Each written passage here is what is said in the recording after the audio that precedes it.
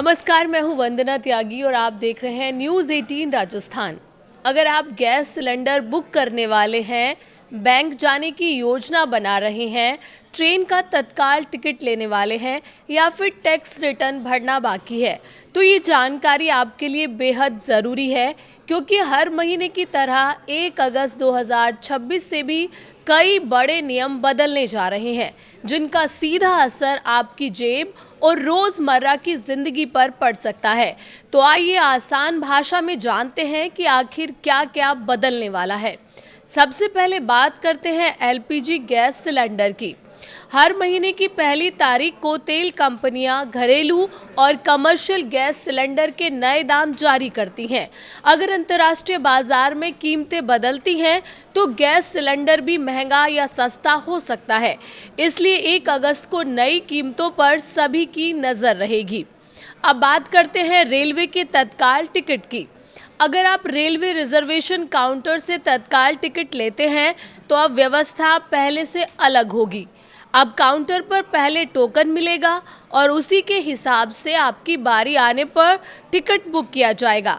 इसका मकसद लंबी लाइन और धक्का मुक्की को कम करना है। अब जानते हैं बैंक की छुट्टियों के बारे में।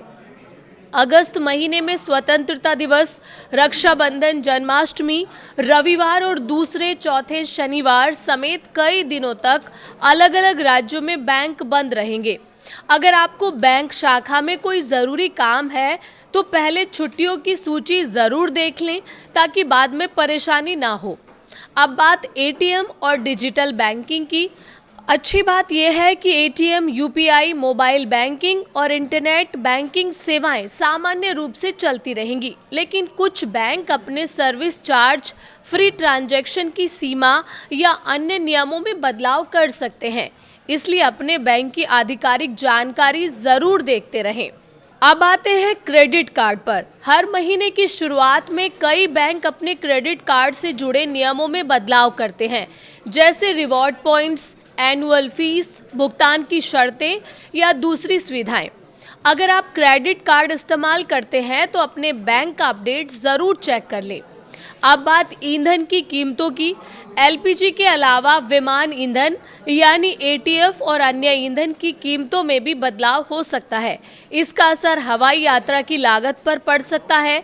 अगर आप अगस्त में फ्लाइट से यात्रा करने वाले हैं तो किराए में बदलाव देखने को मिल सकता है। अब सबसे ज़रूरी अपडेट इनकम टैक्स रिटर्न यानी आईटीआर को लेकर।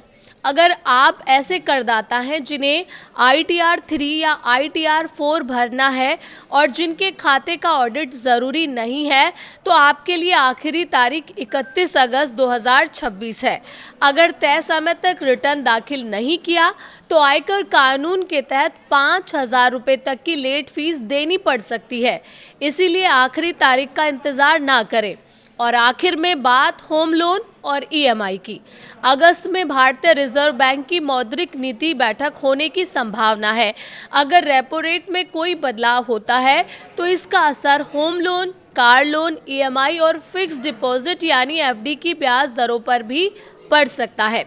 तो कुल मिलाकर 1 अगस्त 2026 से कई ऐसे बदलाव लागू होने जा रहे हैं जो सीधे आपकी जेब और रोज़मर्रा के खर्चों को प्रभावित कर सकते हैं। अगर अगस्त में आपका gas booking, bank, train, tax या लोन से जुड़ा कोई भी काम है तो नए नियम और नई दरें पहले ज़रूर जांच लें। थोड़ी सी जानकारी आपको अतिरिक्त खर्च और अनावश्यक परेशानी से बचा सकती है।